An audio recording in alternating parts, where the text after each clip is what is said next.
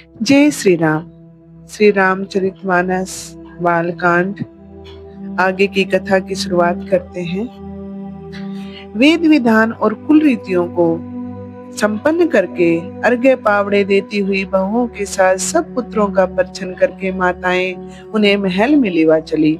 4 सिंहासन स्वाभाविक ही सुंदर थे, जो मानो कामदेव ने ही अपने हाथों बनाए थे। उन पर माताओं ने राजकुमारियां को और राजकुमारों को बिठाया और आदर पूर्वक उनके पवित्र चरण धोए। फिर वेद विधि के अनुसार मंगलों के भंडार, दूल्हों और दुल्हनों की धूप दीप तथा नवेद आदि के द्वारा पूजा की। माताएं बारंबार आरती कर रही और वर वधुओं के सिरों पर सुंदर पंखे तथा चवन ढल रहे। अनेकानेक वस्तुएं निछावर हो रही हैं। सभी माताएं आनंद से भरी हुई ऐसी शोभित हो रही हैं, मानो योगी ने परम तत्व प्राप्त कर लिया हो, सदा के रोगी ने मानो अमृत पा लिया हो, जन्म का दरिद्र मानो पारस पा गया हो, अंधे को सुंदर नेत्रों का लाभ मिल गया हो, गूंगे के मुख में मानो शारदा आविराजी हो और सूरवीर ने मानो संग्राम में विजय पाली हो।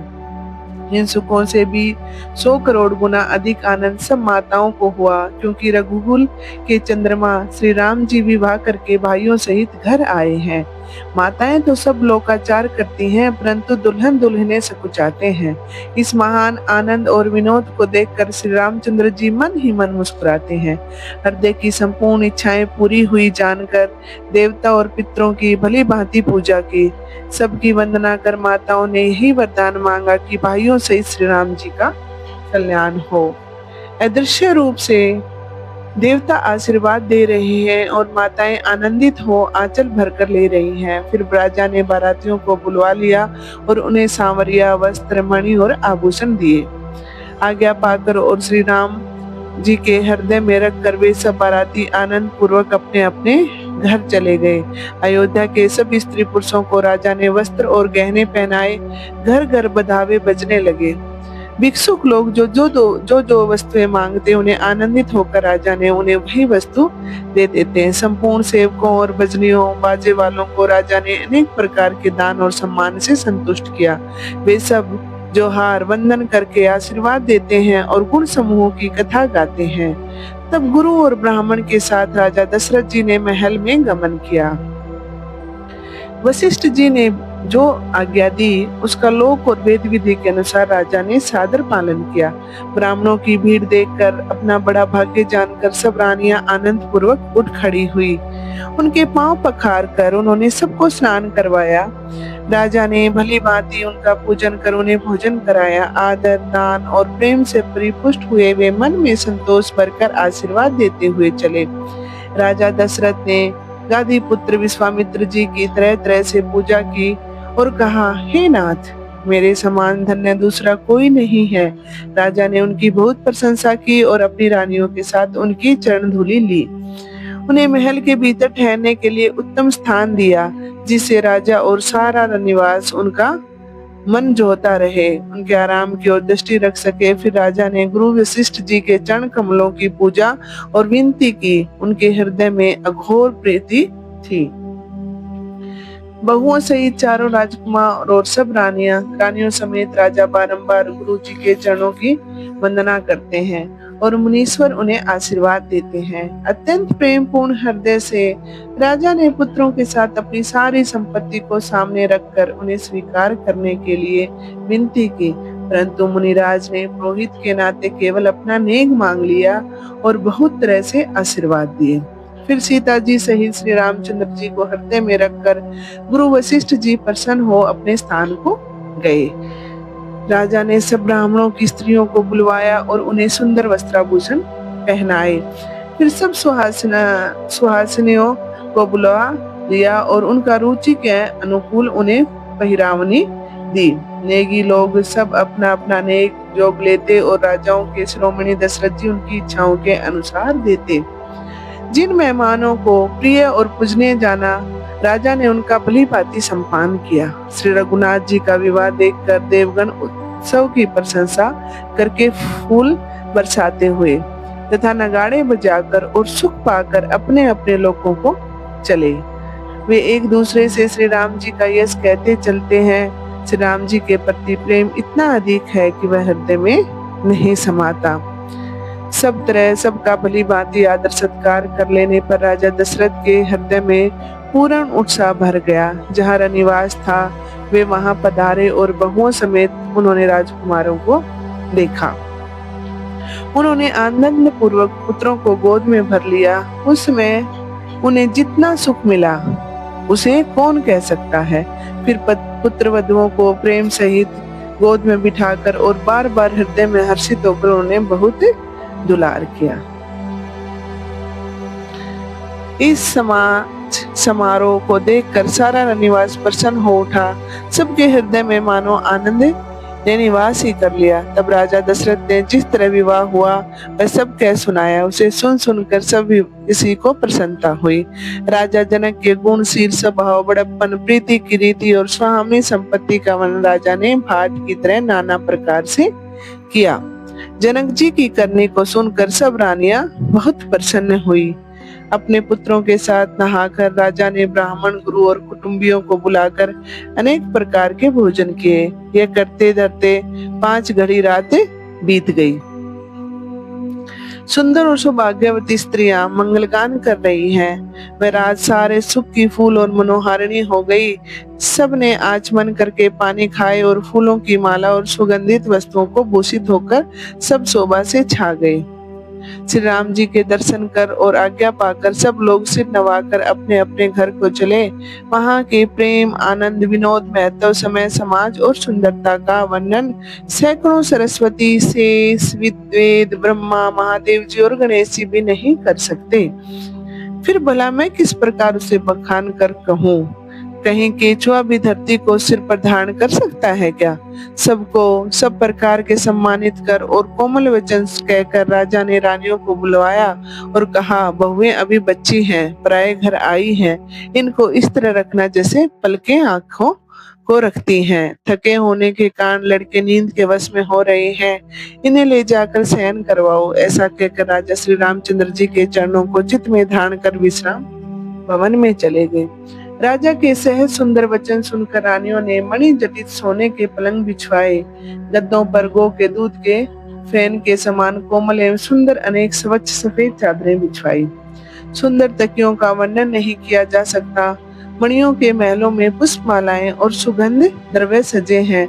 रत्नों के सुंदर दीपकों और चंदोवे की चारुता तो कहते ही नहीं बनती। जिसने उन्हें देखा हो वही जान सकता है। सुंदर से सजाकर माताओं ने श्री रामचंद्र जी को उठाया और प्रेम पूर्वक पलंग पर सुला दिया। श्री राम जी ने बार बार भाइयों को आज्ञा दी, तब वे भी अपनी अपनी सैयाओं पर जाकर सो गए। श्री रामचंद्र जी के सांवले, सुंदर और सुकोमल अंगों को देखकर सब माताएं प्रेम पूर्वक ये वचन कह रही हैं, हे तात, रास्ते में जाते समय तुम्हें अत्यंत भयावनी ताड़का को किस प्रकार मारा। दुष्ट मारीच और स्वभाव जैसे अत्यंत भयानक राक्षसों को, जो विकट योद्धा थे और जो युद्ध में किसी को कुछ गिनते न थे, सहायकों सहित तुमने कैसे मारा। हे तात, मैं बलैया लेती हूँ। मुनि की कृपा से ही ईश्वर ने तुम्हारी बहुत सी बलाएं टाल दी है। तुम दोनों भाइयों ने विश्वामित्र जी के यज्ञ की रखवाली करके गुरु जी के आशीर्वाद से सब विद्याएं पाई हैं। तुम्हारे चरणों की धूली लगते ही मुनि पत्नी अहिल्या तर गई। विश्व भर में तुम्हारी यह कीर्ति पूरी तरह फैल गई। कच्छप की पीठ, वज्र और पर्वत से भी कठोर शिव जी के धनुष को राजाओं के समाज में तुमने तोड़ डाला। विश्व विजय के यश के साथ साथ जानकी को पाया और सब भाइयों को ब्याकर घर लौट आए। तुम्हारे सभी कर्म अलौकिक हैं, मानव सामर्थ्य से बाहर हैं, जिन्हें केवल विश्वामित्र जी की कृपा से सुधारा है। हे तात, तुम्हारे चंद्रमुख को देखकर आज जगत में हमारा जन्म लेना सफल हुआ। तुम्हें देखे बिना जो दिन बीते हैं उनको ब्रह्मा गिनती में न लावे, हमारी आयु की गिनती न करें। विनीत और उत्तम वचन कहकर श्री रामचंद्र जी ने अपनी सब माताओं को संतुष्ट किया। फिर शिव जी, गुरु और ब्राह्मणों के चरणों का स्मरण कर उन्होंने अपनी आंखों को नींद के वश किया, अर्थात वो सो गए। नींद में भी उनका अत्यंत सलोना मुखड़ा ऐसा शोभा दे रहा था मानो संध्या समय लाल कमल सो रहा हो। स्त्रियां घर घर व्रत जगा कर रही हैं और परस्पर शुभ गालियां दे रही हैं, हंसी ठट्टा कर रही हैं। रानियां कहती हैं, हे सजनी, देखो आज रात कितनी सुहावनी है, जिससे अयोध्यापुरी की विशेष शोभित हो रही है। फिर सासुएं सुंदर बहुओं को लेकर सो गई, मानो सर्पों ने अपने सिर की मणियों को हृदय में छुपा लिया हो। प्रातःकाल पवित्र ब्रह्म मुहूर्त में प्रभु श्री रामचंद्र जी जागे। मुर्गे सुंदर बोलने लगे, भाटों और मागधों ने गुणगान किया तथा पूर्ववासी द्वार पर जोहार करने आ पहुंचे। ब्राह्मणों, देवताओं, गुरु, पिता और माताओं की वंदना कर तथा उनसे आशीर्वाद पाकर सब भाई प्रसन्न हुए। माताओं ने बड़े ही आदर के साथ उनके मुखों को देखा। फिर वे राजा के साथ द्वार पर पधारे। सहज पवित्र चारों भाइयों ने सब शौचादि से निर्मित होकर पवित्र सरयू नदी में स्नान किया और प्रातःकाल संध्या वंदनादि करके वे अपने पिता के पास आए। नवा महाप्रयाण, तीसरा विश्राम। राजा दशरथ ने देखते ही उन्हें हृदय से लगा लिया। फिर वे आज्ञा पाकर प्रसन्न हो बैठ गए। श्री रामचंद्र जी को देखकर और नेत्रों के लाभ की बस यही सीमा है, ऐसा अनुमान कर सारी सभा जुड़ा गई, जिसके सारे शोक संताप मिट गए। फिर मुनि वशिष्ठ जी और विश्वामित्र जी आए। राजा ने उनको सुंदर आसनों पर बिठाया और अपने चारों पुत्रों के साथ उनकी पूजा करके उनके पांव लगे, चरण स्पर्श किए। दोनों गुरु श्री राम जी को देखकर प्रेम में अनुरक्त हो गए। वशिष्ठ जी धर्म का इतिहास कह रहे हैं और राजा अपनी रानियों के साथ उसे सुन रहे हैं, जो मुनियों के मन के लिए अगम्य है। विश्वामित्र जी की ऐसी करनी का वशिष्ठ जी ने आनंदित होकर तरह तरह से वर्णन किया। वामदेव जी बोले, वशिष्ठ जी का कहना पूर्णतः सत्य है। तभी तो विश्वामित्र जी की सुंदर कीर्ति तीनों लोकों में फैल रही है। यह सुनकर सब किसी को आनंद हुआ। श्री राम लक्ष्मण के हृदय में विशेष उत्साह आनंद हुआ। नित्य ही मंगल, मौत, प्रमोद और उत्सव होते हैं। इस तरह आनंद में दिन बीतते चले जाते हैं। अयोध्या आनंद से भरकर उमड़ पड़ती है। इससे आनंद की अधिकता हर घड़ी अधिक अधिक बढ़ती जाती है। सुदीन सुमुहूर्त शोध कर सुंदर कंगने खोले गए। इस अवसर पर मंगल, आनंद और विनोद कुछ कम नहीं हुए। इस प्रकार नित्य नए नए सुख को देखकर देवता ललचाते हैं और अयोध्या में जन्म पाने के लिए ब्रह्मा जी से प्रार्थना करते हैं। विश्वामित्र जी नित्य ही वहां से चलना चाहते हैं, पर रामचंद्र जी के प्रेम और विनय वश ठहर जाते हैं। दिनों दिन राजा के सौगुने प्रेम भाव को देखकर महामुनि राज विश्वामित्र जी उनकी सराहना करते हैं। अंत में जब विश्वामित्र जी ने विदा मांगी, तब राजा प्रेम मगन हो गए और अपने पुत्रों के साथ वे मुनि के आगे खड़े हो गए और बोले, हे नाथ, मेरी समस्त संपदा आपकी ही है। मैं तो स्त्री पुत्रों समेत आपका सेवक हूँ। हे मुनि, मेरे इन लड़कों पर सदा स्नेह करते रहिएगा और मुझे भी अपने दर्शन देते रहिएगा। ऐसा कहकर पुत्रों और रानियों सहित राजा दशरथ जी विश्वामित्र के चरणों पर पड़ गए। स्नेहवश उनके मुख से वचन नहीं निकलते थे। विप्र विश्वामित्र जी ने बहुत प्रकार से आशीर्वाद दिए और तब वे चल पड़े। उस समय की प्रीति की रीति कहीं नहीं जा सकती। सब भाइयों के साथ लेकर श्री राम जी प्रेम पूर्वक उन्हें पहुंचाकर और उनकी आज्ञा पाकर लौटे।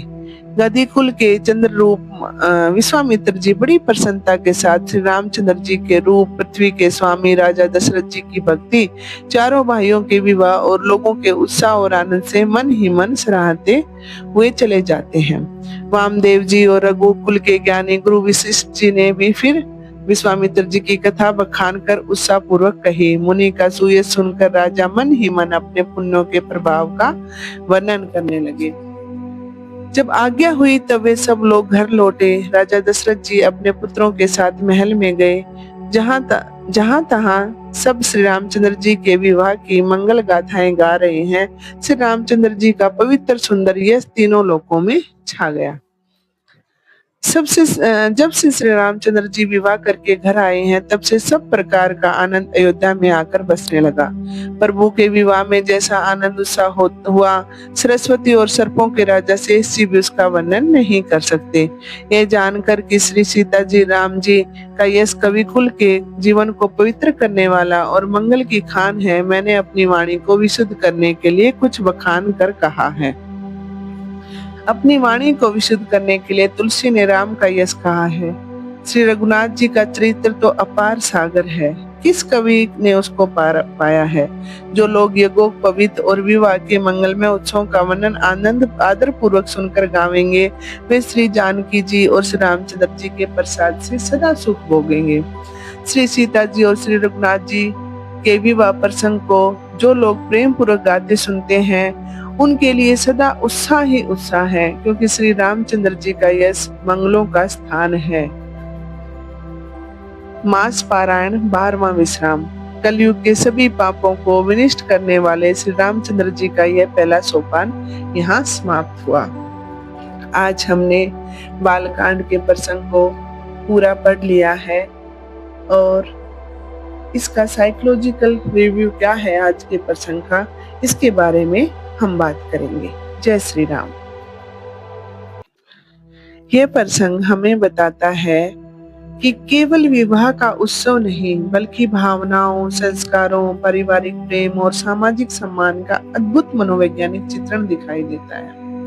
जब चारों माताएं अपनी बहुओं का प्रेम से स्वागत करती हैं, तो उन्हें गोद में बिठाती हैं, लाड़ प्यार करती हैं, तब हमें ये संदेश मिलता है कि नई बहू को अपनापन और सुरक्षा देना परिवार की पहली जिम्मेदारी है। क्योंकि बहुएं अपने घर से को छोड़ के आती हैं और नए घर में प्रवेश करती हैं, तो सामने वाले परिवार की जिम्मेदारी है कि उनको सुरक्षित महसूस करवाएं, अपनापन दें, ताकि वो उस नए परिवार में नई जगह पर जाकर एक कंफर्टेबल जोन को महसूस कर सकें। यह व्यवहार बहुओं के मन से भय और संकोच को हटाकर उन्हें नए घर से भावनात्मक रूप से जोड़ता है। श्री राम और चारों भाइयों की वीरता का गुणगान करना तथा उनकी बलाएं लेना यह दर्शाता है कि माता पिता के लिए संतान केवल सफल नहीं, बल्कि उनके हृदय का सबसे कोमल इच्छा होती है। हमेशा से माँ का प्रेम बच्चे को आत्मविश्वास और भावनात्मक शक्ति देता है। दशरथ जी द्वारा दान दक्षिणा, उपहार और बारातियों का सम्मान करना ये सिखाता है कि सच्ची खुशी बांटने से बढ़ती है। जितना हम खुशी को बांटेंगे, उतना ही हमारी खुशी बढ़ेगी।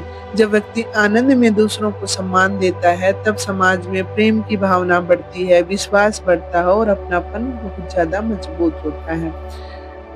वशिष्ठ जी और विश्वामित्र जी का आदर यह बताता है कि गुरु और मार्गदर्शक जीवन की सफलता के मूल आधार होते हैं।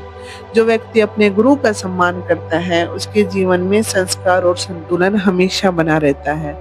तुलसीदास जी ने इस पूरे प्रसंग में यह संदेश दिया है, जहाँ प्रेम, सम्मान, संस्कार और अपनापन होता है, वही घर में सच में अयोध्या बन जाता है। तो इस प्रसंग से हमें यही सीखने को मिलता है कि प्रेम, सम्मान और संस्कार यही अपनापन है। और जब तक हम सामने वाले को अपनापन नहीं देते, तो सामने वाला भी हमें अपना नहीं पाता। मान मर्यादा, सम्मान देना, गुरु की सेवा करना, यही हमारा सच्चा धर्म है। और यही श्री राम जी का चरित्र हमें सिखा रहा है।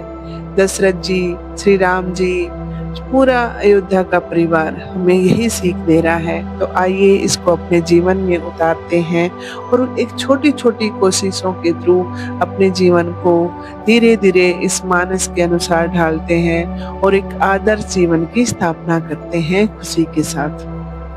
इसी के साथ मैं अपनी वाणी को विराम देना चाहूंगी।